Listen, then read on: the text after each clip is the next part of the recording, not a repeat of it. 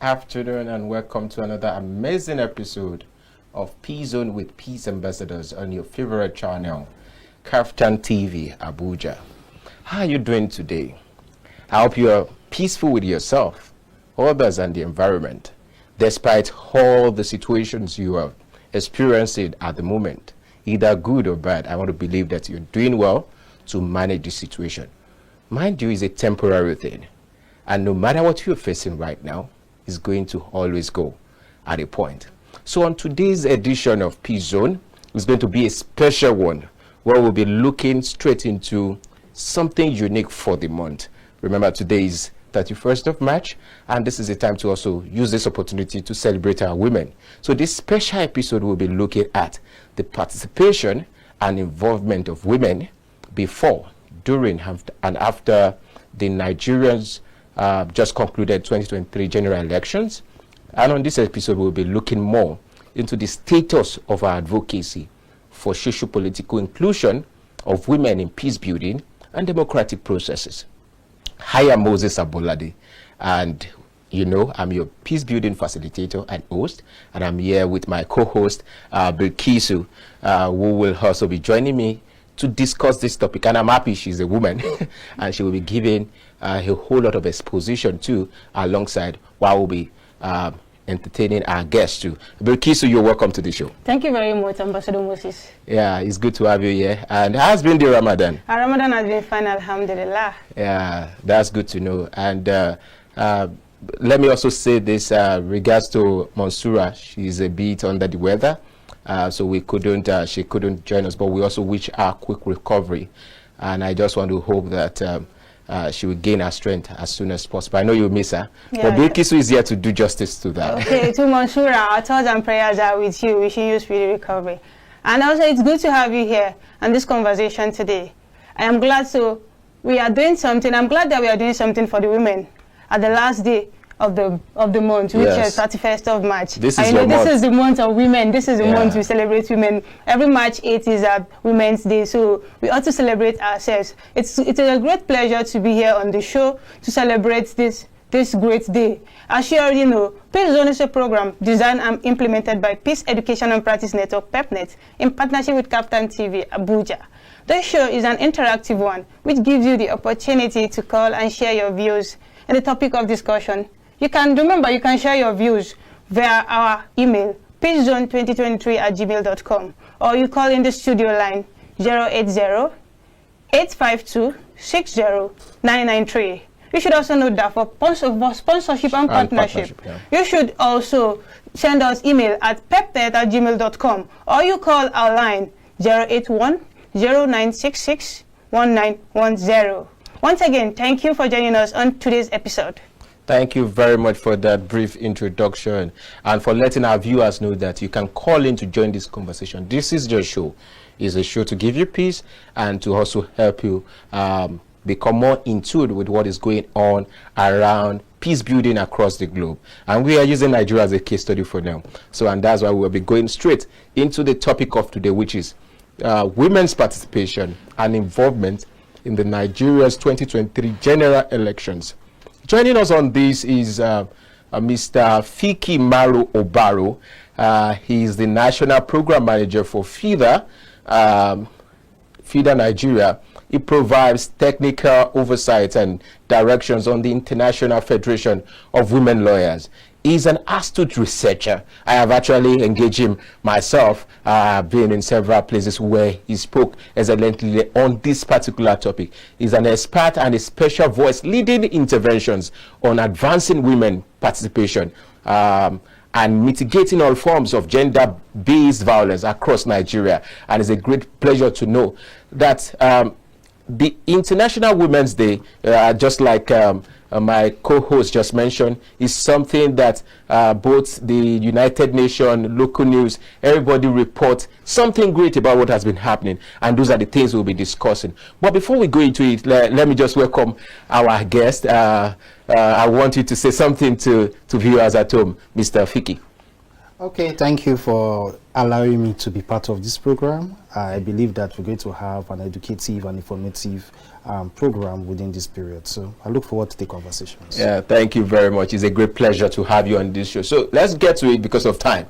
According to the different reports, either from the United Nations, just like I mentioned, and other news outlets, since 1999 to date, we have only 157 women that have been elected into different positions of the National Assembly, and into the National Assembly we have like 469 members for the National Assembly, while some of them are senators and some of them are members of the House of Representatives. However, compared to the male counterpart, which we know that many of them have had series of opportunities more than the female counterpart, we have over 2,000, let me be specific, 2,657 men who are 616 senators and 2,041 reps.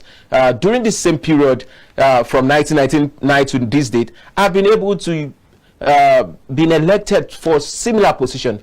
But the one that broke the camel's back was the one recently, the 2023 general elections. We discovered that out of the 92 women that contested for Senate, only 3 won. It broke my heart though, but we know that several things will have constituted to this. And out of the 286 who contested for the seat in the House of Representatives, as at this moment, only 15 have been declared winners. So as someone who has worked with women through your role with FIDA Nigeria, Mr. Fikih, by the way, let me also use this opportunity to let people know why we are engaging FIDA in this, because FIDA Nigeria is the International Federation of Female Lawyers, with the aim of protecting the right of women at different levels for political participation. So I would like to know, what do you think is the problem? Why the effort of ensuring women to participate or to be on the table has experienced so much setback since 1990 now? I would like to hear your thought on this, Mr. Fikih. Okay, fine. Very interesting statistics. Very interesting statistics. And just to cap up what you stated, basically, we found out that in this present dispensation, you just have about 3.7% of women that are actually will represent their constituencies in the 2023, the 10th National Assembly. Well, that's what it means, the 10th National Assembly. You only have like 3.7%. Now, if you look at it statistically and the rest, it's been a decline. In 2019, it was as if we had gotten to the zenith because it was about 10%. 2015, it was 8%. And 2011, it was about 5%. Okay. And then, all of a sudden, it has nosedived now to 3.7%. And so, what does it really tell? It tells that there is decline in women's representation. However, I kind of understand that decline in women representation is different from women in political participation. We must have that understanding. Can you restate that? Decline in women representation is different in decline in women's participation. Okay. Good. So what we are having is a decline in women representation, and that is as a result of systematic barriers. Systematic barriers has to do with cultural, religious, socio-cultural status. And so we found out that you are entering into a system where laws don't seem to be gender responsive, where politicians don't seem to mainstream gender into the political parties' affairs. And so it should not be looked at as from an isolated case. We have to look at the representation in the political parties. What is the level of representation of women? So apart from the normalized women leaders status, how many women do you see occupying prominent positions in the leading political parties? Absolutely none. And so, why do we say that? It's as a result of the fact that culturally and religiously, women have always been at the backbone, or at the back burner, especially when you look at it in the context of Nigeria and Africa. But it's not even fair to call Africa, because you have countries like Rwanda that has done better. Now, interestingly, a statistics just came up not too long, that Iran Iran, which has been a country that has tried to stifle women's voices for long. At this their present National Assembly, they have a representation of about 8%. Iran has despite the 8%, despite the setbacks, the stifling of voices, the undermining of women and all that, and the rest. You have 8% representation, and then you talk about Nigeria, where there is that no has liberty, that celebrates democracy, with about 3.7%. So what it basically means at the end of the day is that there has to be a reawakening. There has to be serious engagements. There has to be smart approaches in ensuring that we have women's representation. And probably one of the issues is that we found out that women don't see themselves as a special constituency. Maybe Bilikisu, who is a woman, will be. Okay. Mr. Fikih, nice joining us in today's episode. So do you think, looking at the past election compared to this just concluded 2023 general election, do you think, 2019 and 2023, do you think women are fully involved compared to the last election? Yeah, I could say that there has been a kind of reawakening in terms of participation. Okay. In terms of participation. But that can also be argued. Okay. That can also be argued. So if you look at the presidential election, in 2019, the total number of registered voters vis-a-vis the total number of votes cast, you could see that it was a 29% ratio. And this is inclusive of both men and women. Okay. So in 2019, you had 85 million registered voters. In 2023, you had about 96.7 million registered voters. But when you look at it comparatively in terms of statistics, there was a decline.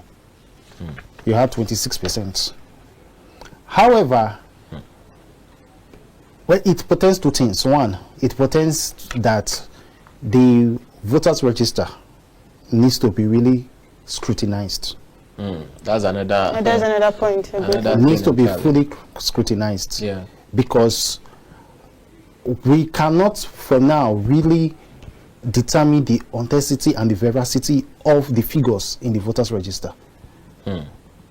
Because which is also a problem. FIDA Nigeria did an observation across 4 states. And now, in terms of followership and in terms of participation, we observed that in the presidential election, about 62.2% of the polling units that we observed saw a lot of women coming out to exercise their franchise. Okay. We saw mass participation in about 66.2% of the polling units. But just 2 weeks after the governorship election, it dropped to about 56%. So what's happened? It means that women were not fully motivated to, how will I put it, to pursue their common interest, which had to do with exercising their franchise at the governorship elections. So this as me, just trying to just draw a chord here. This as it may, what it means basically is that in terms of numbers, when it comes to numbers, we are at a steady decline. But when it comes to picturing it from the mass level that we see on the field, then we can say that the participation or the awareness seems to be there, but it does not reflect in numbers. That's very I think it's very germane to the discourse already, but because of time, we'll go on a short break now, and when we come back, we'll be delving into the observation of FIDA towards during the last election, and how that actually contributes to giving voices to women. Please kindly stay tuned. When we come back, we'll continue with our guest, who is ready to do justice to the topic. Thank you, and stay tuned.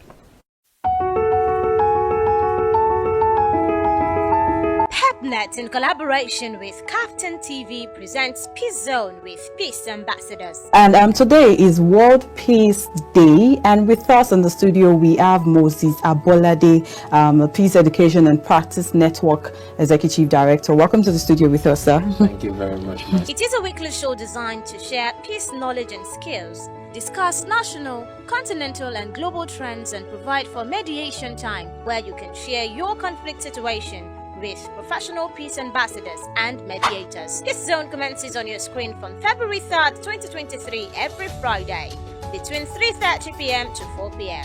Channel 124 on Star Times. For partnership or sponsorship and further inquiries, contact.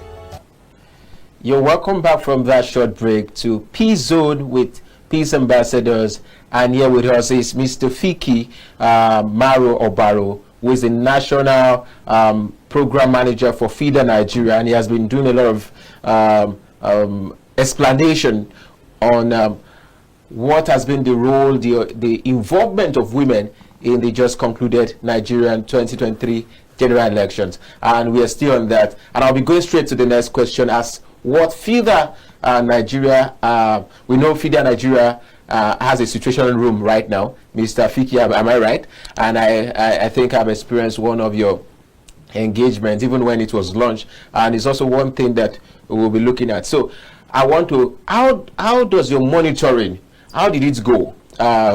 Your observation during the election period and even after the election period. And do you think that the exercise has actually improved or had any value to women's participation in Nigeria?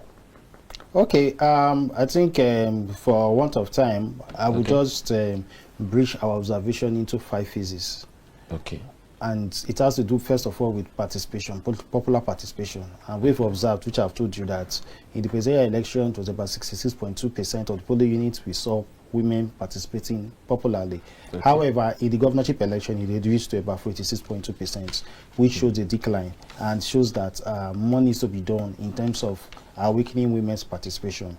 Secondly, it has to do with mainstreaming. Mainstreaming in the sense of having female mainstreaming in terms of electoral security officials and also electoral officials. Okay. And so in terms of electoral officials, we found out that there was full gender mainstreaming. You had 50% of females involved in the electoral process. 50%? Yeah. INEC, which is very officials. Very encouraging. You get it, INEC officials, whether hard doc or even the security and all that. No, but in terms of security, that it was different. It was different. In terms of security, it was different. We could not get real gender mainstreaming because I think we had about 20 to 25% of females being mainstreamed into security operations. Okay. So it certainly calls for more involvement of females based on that. Thirdly, has to do with priority voting.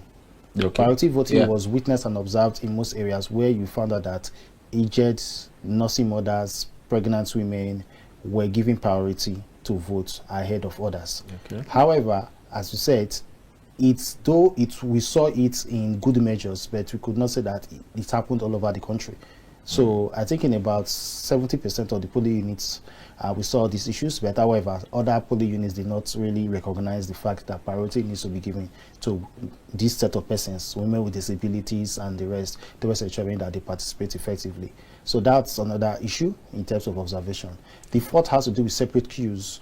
So we also found out that in majority of the polling units we observed, separate queues were created for women to cast their votes. So it's ensuring that cultural and religious barriers are broken so that they can participate actively. And so we saw separate queues. However, we also observed that in some other areas, or in few areas, separate queues were not observed. Women had to vote with men. And we also found husbands try to monitor the votes of their wives voting. So it's ensuring that they vote for a political party of their choice or a political party that has been mandated in the house before they came to the polling units. So we saw micromanagement of women. Micromanagement of women in terms of that. And then finally, in terms of giving statistics relating to that, has to do with the overall conduct of the elections. Okay. And so we found out that, especially in the 4 states that we had real observations that had to do with Borno, Kaduna, Kwara, and Plateau, the elections were relatively peaceful. Relatively peaceful. Yeah. Though there were some pockets of violence and they were relatively peaceful in those places, in those areas. And that was as a result of the fact that before the elections, we were involved in pre-election security management. Okay. We're able to pinpoint high-risk areas where we observed and we predicted that elections may be violent and could restrict or impact on women's participation. And so we were able to have that design, conducted the research, provided the findings to security agencies across these states, and through our conversations and the US, they were able to deploy massively in these areas. And for us, that helped to stem the tide and quench the pools, which allowed women to participate. And so we cannot tell that the decline between the presidential and national assembly elections and the governorship elections in terms of numbers, we cannot tell whether it had to do with post-election violence from the presidential, which will now be a pre-election violence for the governorship. We cannot tell. But we heard reports that some days to the elections, there were threats of persons not coming out to vote. Okay. Bilkisu. Okay, Mr. Fikih. Okay, sending you this last question. Okay, you know, after the elections, we have seen reports of women who felt aggrieved, like in Adamawa State, Nasarawa State, and some other parts of the country. What's your assessment of this action by these women, especially in a situation where some of them had to go half naked in protest? Being aggrieved is part of the electoral process, and I don't want to specify it that because you're a woman or because you're a man. If you're not, if you believe the process is not credible, then certainly you have the right to be aggrieved, and you have the right to exercise your options as known to law, as the case may be. And so it also goes down to the fact that there is lack of eternal democracy in the political parties. And because there is lack of eternal democracy in the political parties, you saw that a few women just emerged as candidates. And even the women that emerged as candidates, you found out that even their parties in some ways also backstabbed them. Look at the presidential election. A lot of persons don't even know that a female contested for the presidency. Sure. And a lot of persons don't also still know that the same political party left their candidate and adopted another presidential candidate. So those is just because of time. I know we can keep going on and on. Is an extended conversation, and I'm sure that when we have the opportunity to bring you up again to continue this conversation, you will give us a positive yes, hopefully. But your parting shot before we wrap it up, and then my co-host will give parting words. There is need for more serious engagement. 2023 elections have come and gone. A lot of persons are in courts basically to exercise their judicial rights. However, there is need for serious engagements with the incoming administration. Whatever ways we look at it, whether we are aggrieved or not, we need to engage seriously with the administration in terms of setting an agenda for women's participation. Okay, over to you, Bilkisu. Thank you very much, our guest. Over to you, Bilkisu. Okay. Special thanks to our guests for joining us on today's episode. Don't forget that for sponsorship and partnership, feel free to reach out to us via 081-019-66190, or you can send us an email at bizone2023@gmail.com. And you should also note that peace can't be kept by force. Peace can be achieved by understanding. That's the word from Albert Einstein. Thank you very much, Bilkisu, for that parting word. And I want to say thanks to everyone who have joined us on this show. And deep appreciation to Kaftan TV Abuja management and production crew, and the management team of PepNet and the project committee of Peace Zone itself. We want to say a big thanks to everyone that is actually doing what they should do according to peace across the globe. Thank you very much, and see you next time. On this show. Bye for now.